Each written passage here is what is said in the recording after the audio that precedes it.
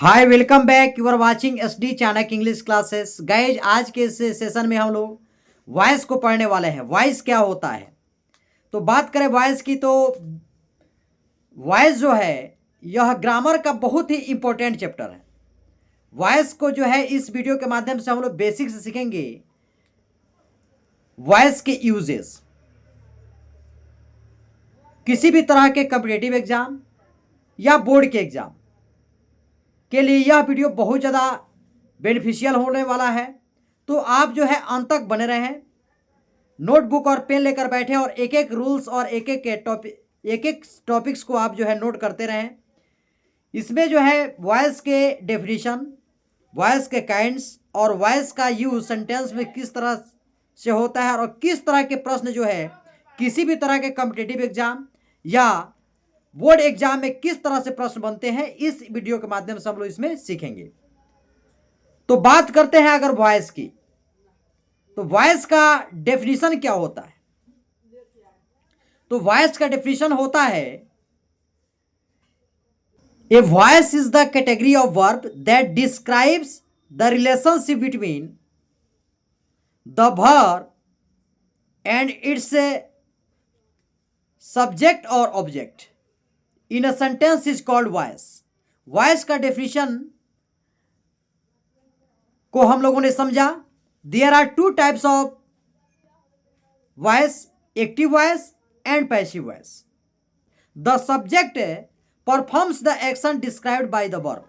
क्या होता है कि the subject performs the action described by the verb. Passive voice की अगर बात करें तो पैसिव वॉइस का the subject receives the action described by the verb. तो थोड़ा समझ लेते हैं एक्टिव वॉइस क्या होता है और पैसिव वॉइस क्या होता है। जब कोई कर्ता कोई कार्य करता है, जब कोई कर्ता किसी कार्य का संपादन करता है, उसे हम कर्मवा जिसे कहते हैं एक्टिव वॉइस में समझते हैं। आज जब कार्य जो है जब कर्ता पर संपादित होता है तो उसे हम पैसिव वॉइस कहते हैं। तो फिर समझेंगे, जब कोई कार्य कर्ता के द्वारा संपादित किया जाता है तो उसे हम एक्टिव वॉइस में समझते हैं, और जब कोई कार्य जो है कर्ता पर संपादित होता है उसे हम पैसिव वॉइस कहते हैं। ठीक है, तो चलिए इसको जो है हम एक एक रूल और नियम के अनुसार समझ लेते हैं। प्रेजेंट टेंस में सिंपल प्रेजेंट टेंस के एक्टिव के पैसिव जो है कुछ वाक्य दिए हुए हैं, इसका बनाया गया है। थोड़ा विचार करेंगे इस वाक्य पर। सी राइट्स अ लेटर। थोड़ा सा आप हमेशा याद करेंगे, जब भी किसी वाक्य में वर्ब के साथ या तो बेस फॉर्म हो, हमारा मतलब बेस फॉर्म का मतलब है कि किसी भी वर्ब, किसी भी एक्शन वर्ब का फर्स्ट फॉर्म, उसे बेस फॉर्म कहते हैं। जैसे राइट है, प्ले है, ठीक है, राइट है, प्ले है, रीड है, यह हमारा क्या है, बेस फॉर्म है। अगर उसमें एस या इस लगा रहता है, हमेशा याद रखेंगे बेस फॉर्म में हो। सिंपल प्रेजेंट टेंस का सबसे बड़ा पहचान होता है कि जो वर्ब होता है या तो बेस फॉर्म में होगा सब्जेक्ट के अनुसार, या उसमें एस या ईएस लगा होगा। तो यहाँ पे देखेंगे राइट में क्या लगा है, एस या ईएस लगा है, तो इसको हम समझेंगे कि सिंपल प्रेजेंट टेंस है।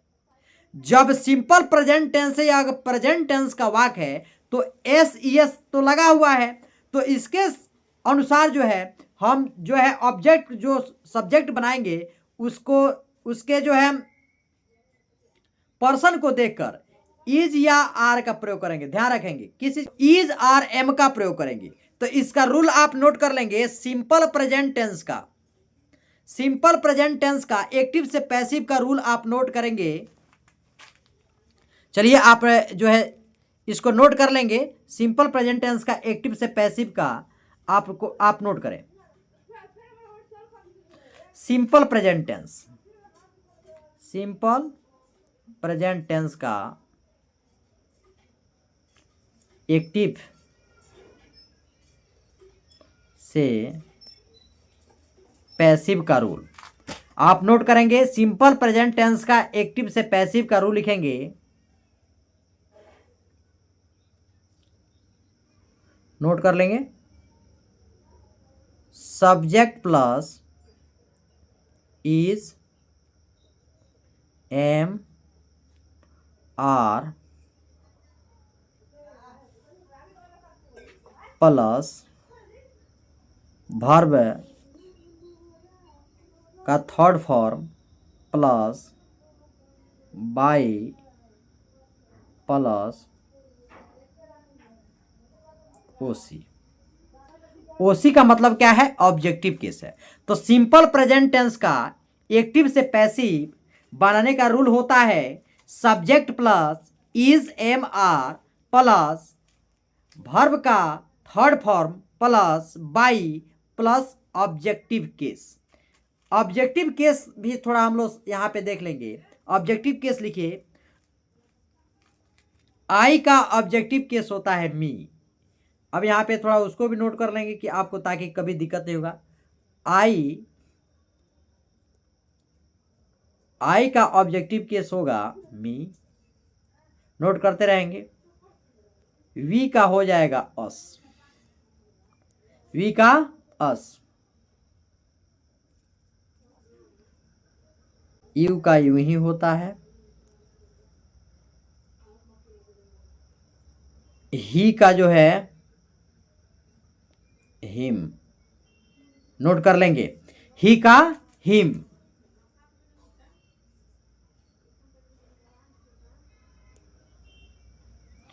सी का हर,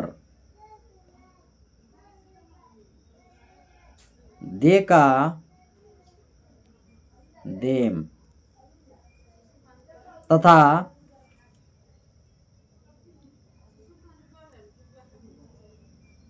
इट का इट। ये हमारा ऑब्जेक्टिव केस होता है। तो ये जो है हमारा ऑब्जेक्टिव केस है। तो मैंने बताया सिंपल प्रेजेंट टेंस का एक्टिव से पैसिव बनाने का रूल होता है subject plus is am are plus V3, मतलब वर्ब का third form plus by plus OC, मतलब ऑब्जेक्टिव केस यह होता है। तो चलिए अब हम जो है सिंपल प्रेजेंट टेंस का एक्टिव से पैसिव बना लेते हैं। चलिए, दिया हुआ है ही राइट्स अ लेटर। तो देखिए इसका पहचान क्या होता है कि यह वाक्य सिंपल प्रेजेंट टेंस का है। तो बहुत जो भी कमजोर छात्र हैं उन लोगों के लिए भी यह वीडियो काफ़ी जो है बेनिफिशियल होने वाला है, क्योंकि अगर आपको पहचान करने नहीं आती है कौन टेंस है, तो मैं जो ट्रिक बताता हूं उस ट्रिक को फॉलो करेंगे, आपको पता चल जाएगा कि यह कौन टेंस है, आप आसानी से बना सकते हैं। तो सबसे पहले हम फोकस करेंगे वर्ब पे, मेन वर्ब पे फोकस करेंगे। तो क्या लिखा है सिंपल प्रेजेंट टेंस का, क्या देखना है एक्टिव से पैसिव बनाने के लिए? तो देखना है वर्ब को, पहले देखना है वर्ब को देखना है। तो वर्ब में या तो एस लगा होगा या तो ईएस लगा होगा। क्या लगा होगा? या तो एस लगा होगा या तो ईएस लगा होगा, या जो है अपना जो है बेस फॉर्म में होगा। तो यहाँ पे तो ईएस लगा है, इसका मतलब सिंपल प्रेजेंट टेंस है। तो अभी मैंने बताया कि सिंपल प्रेजेंट टेंस का एक्टिव से पैसिव बनाने के लिए क्या होगा, subject plus is am are plus V3, मतलब main verb 3 plus by plus objective case. ठीक है, तो सबसे पहले यहां पे क्या कहता है कि ऑब्जेक्ट को सब्जेक्ट बनाओ। यहां पे देखेंगे जैसे इसको इधर ट्रांसफर करेंगे और इसको इधर ट्रांसफर करेंगे। ठीक है, तो यहां पे ट्रांसफर करेंगे। देखिए, तो यहां पे हमारा सब्जेक्ट बनेगा ऑब्जेक्ट और ऑब्जेक्ट बनेगा सब्जेक्ट।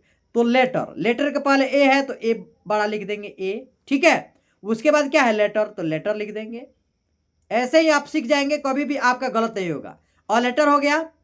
अब कह रहा है कि इसका बनाने के लिए अगर इस सिंपल प्रेजेंट टेंस का है, इसलिए इसमें किस चीज का प्रयोग करना है, तो यह हमको पर्सन देखना है या सब्जेक्ट देखना है, सिंगुलर है प्लूरल है। तो ए लेटर हमारा सिंगुलर है, अगर पत्र लेटर्स रहता तो आर हो जाता। तो ए लेटर के साथ क्या लिखना है, इज लिखना है, ए लेटर इज।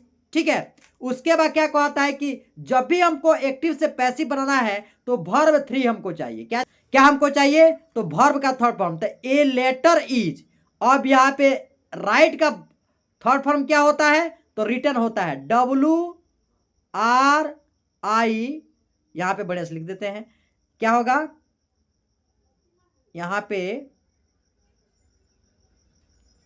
देखिए क्या होगा, यह हो जाएगा ए लेटर इज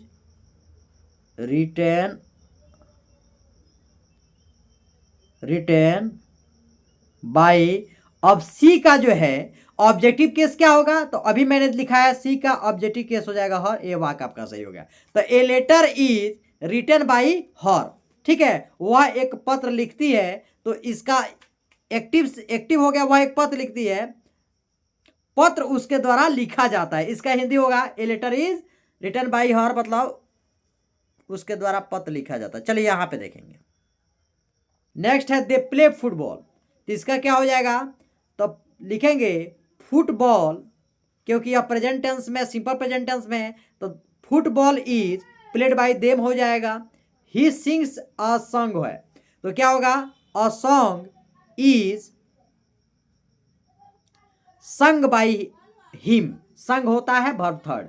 देखिए एक्टिव से पैसिव बनाने में वर्ब थर्ड का ही यूज किया जाता है। द चीफ कुक्स डिलीशियस फूड, ठीक है, द चीफ कुक्स डिलीशियस फूड, तो क्या होगा, तो यहां पे जो है तो लिखेंगे delicious food is cooked by the chief, ठीक है। उसके बाद the teacher explains the lesson, तो क्या होगा, the lesson is explained by the teacher. अगर यह वीडियो आपको पसंद आई हो तो लाइक करें, सब्सक्राइब करें और ज़्यादा से ज़्यादा शेयर करें। फिर मिलते हैं अगले वीडियो में। Thank you so much watching for this video.